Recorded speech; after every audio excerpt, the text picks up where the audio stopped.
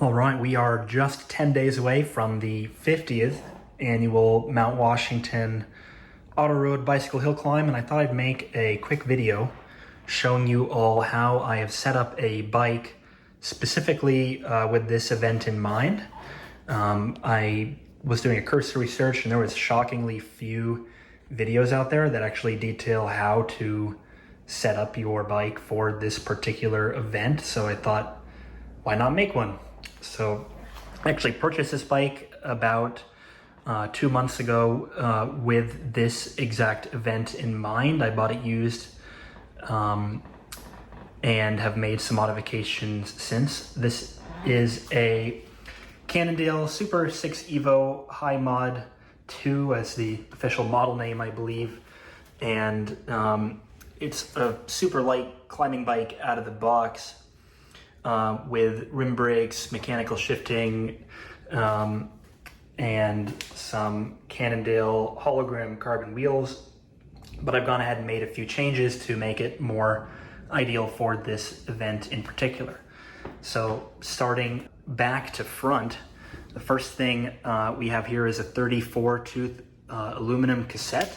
This was something I actually found on Amazon, and while they might not be the most durable of cassettes, they were only about $70 or less with shipping for a 34 tooth 11 speed aluminum cassette that actually weighs about half of what a similar cheap gravel cassette might weigh. We have paired that with an Ultegra rear derailleur. This gets you up to 34 teeth as specified. I've heard you can run it with a 36, but I didn't feel like I needed to go quite that big when considering up front we have a 28 tooth 1x conversion. Now, I chose this gearing for a few reasons, which we will look at in a later part of the video. But the most important thing here is that we have 28 teeth up front, multiple gear combinations, easier than 30 in the back, and that gives us a better than 1-to-1 ratio. Now, getting this on here wasn't incredibly easy, especially with Cannondale's proprietary threaded parts, but I was able to do this at home with a little bit of knowledge gained along the way. And we have this mounted to the Cannondale SISL crank arms, and perhaps even more importantly, we have the 4eyes power meter on the left-hand side, and that's going to give us power metrics for the ride. Looking through the rest of the bike, running pretty standard GP 5000 tires. I use these on all my bikes. They seem to work great. Don't see a reason to go with something more special than that. These are, as I mentioned, Cannondale's own hologram wheel set. They're pretty light, honestly, but they're not anything exotic.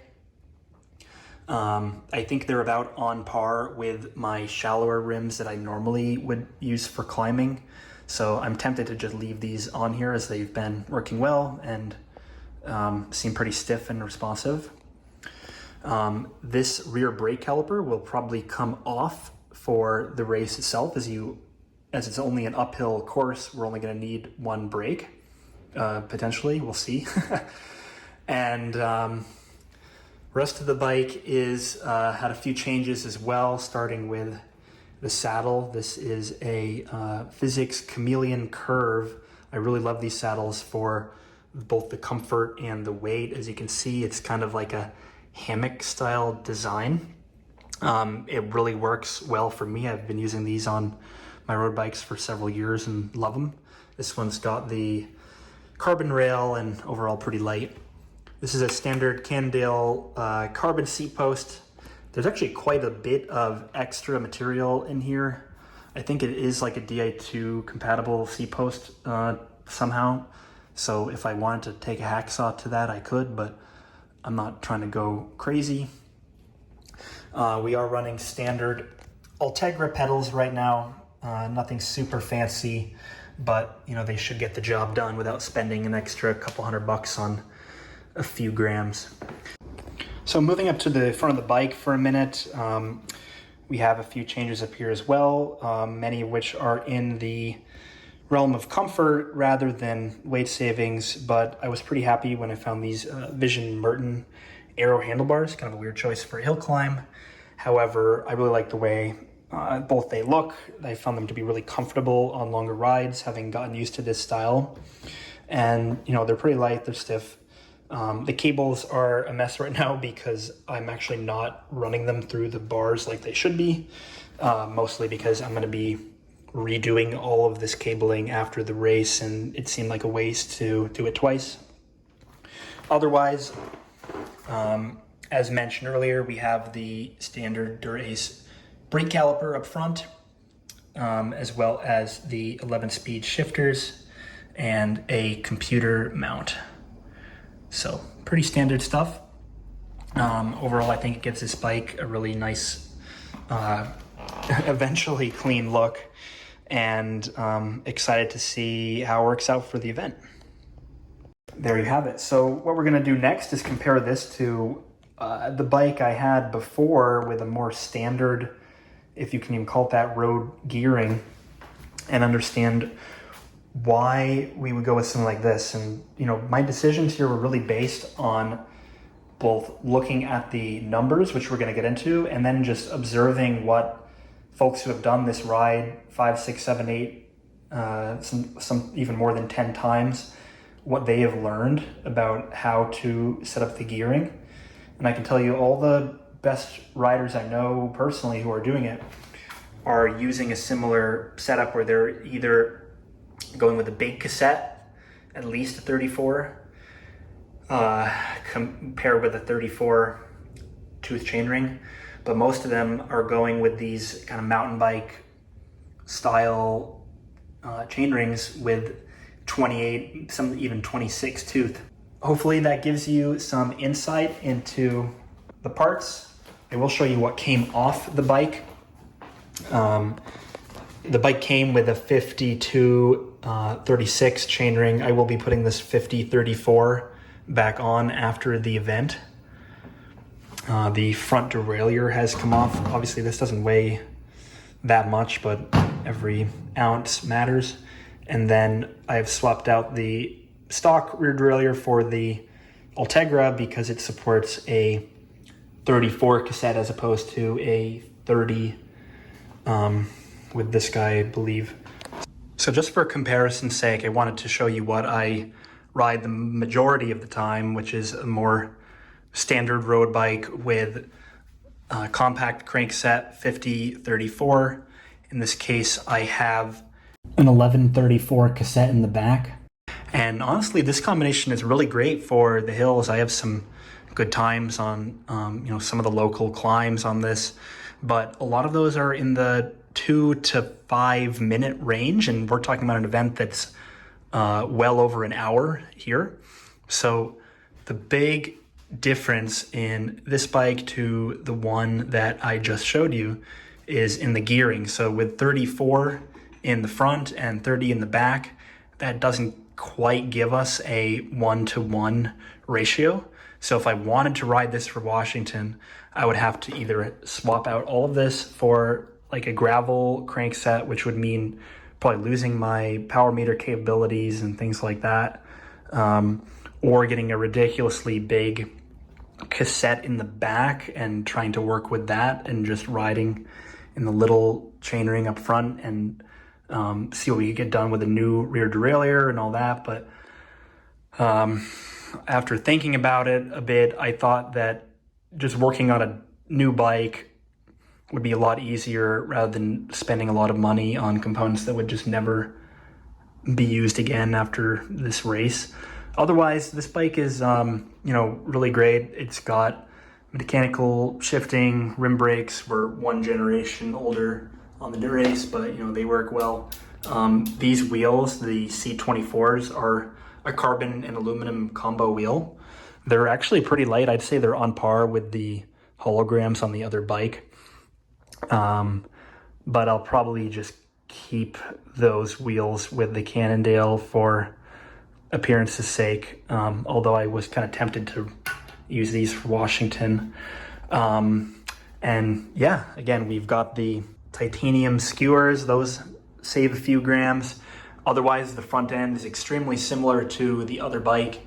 In this case, I run a Envy SES aero bar. I really enjoyed these. I was looking for a second one, but couldn't find a good deal at the time, which I guess aims to show you their popularity. And I've got the same saddle, but in white, and these are their Mobius rails, some kind of alloy.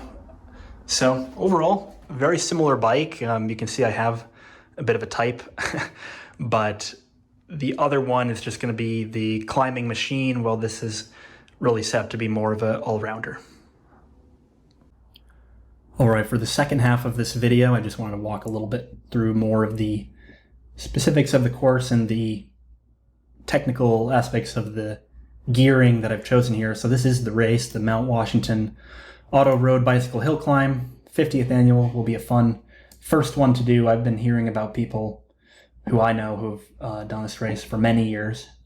So I wanted to have a good first go at it. If you haven't been on this site, VeloViewer, really great way to track all your riding. Just to give some transparency into my training, I'm a little behind the past 2-3 years in terms of mileage, but I'm feeling slightly optimistic with the fitness. I think a lot of these were, those COVID years made it a lot easier to get out and ride whenever. Things are a little bit back to normal now, and a lot more responsibilities and different life events going on this year for me. But enough of that. This is the course itself.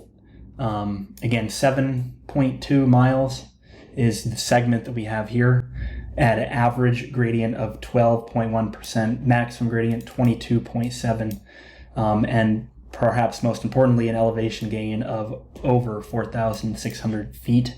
It's a beast of a course profile here. We're pretty much grinding up all the way without much of a break, really, right? Those red sections, I think, are steeper than 12%, but on average, clocking right in at 12%. And of course, here is the map of the climb. So this is going to be all new to me. I think having some experience on the course is probably helpful, but at the end of the day, I'm going to use this data to try to prepare myself as best as possible for what to expect on the day of. So if we look at the Strava segment, this one is 7.38, maybe includes a little more at the beginning. And of course, I don't have a time for this race, but we can see the fastest times. I don't think I'll be getting anywhere near that. But if I look at people who I ride with a fair bit and who have done the race a bunch of times and kind of look at their best times and compare, similar height, weight, power, if I had to guess right now without having done the race, I'm hoping to get around this 1:15 mark, maybe a little bit better. We will see. And what does that mean? I'm only bringing that up because that's how I decided to figure out the gearing. So, that 1:15 mark is effectively a 6 mile an hour average for the entire ride. Right? That's the important number.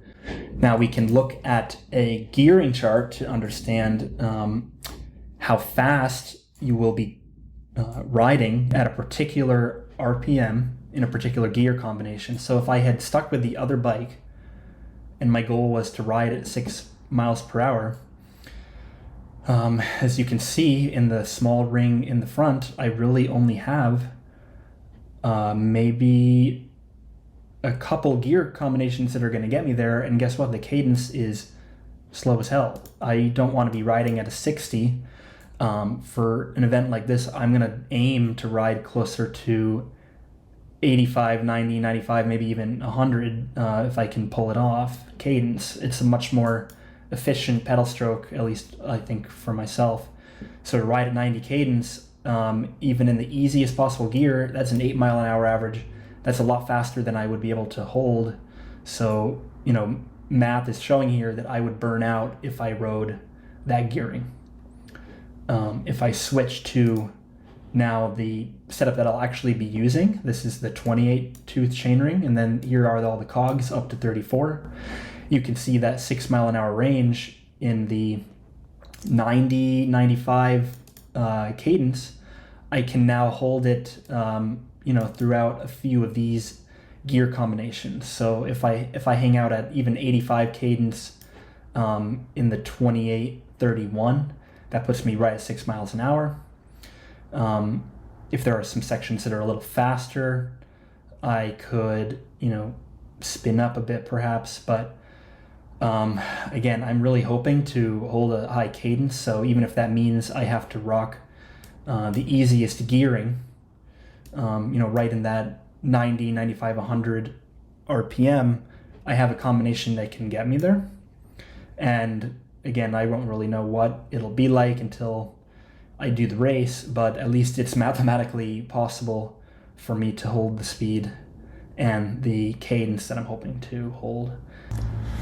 So I want to wrap up the video with another site that I think is really worth checking out, and that's the Best Bike Split. I've used this estimator for other events and have had really good luck.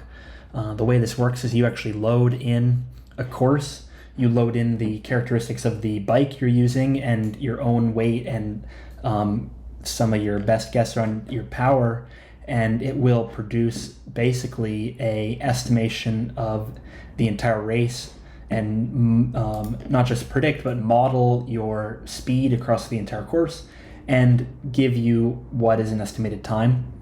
Now, I used a slightly aggressive average power here of 260 watts. We'll see if I'm able to put that out on the actual day of. I haven't been doing any FTP testing lately, so I'm only going by previous year's numbers and kind of where I think I would be by this point in the season. But, this gives us a slightly faster average speed of 3.4 miles per hour, so a slightly faster finish time. But we're within, I think, 3 or 4 minutes here of what my actual finish time could look like. So, this is a really great site to use for any race. I've used it a lot for triathlon training, and it's been scarily accurate for the bike portion of some of those races. What's also cool is it will give us a breakdown of the entire race by distance and what power it recommends holding for some of these different sections.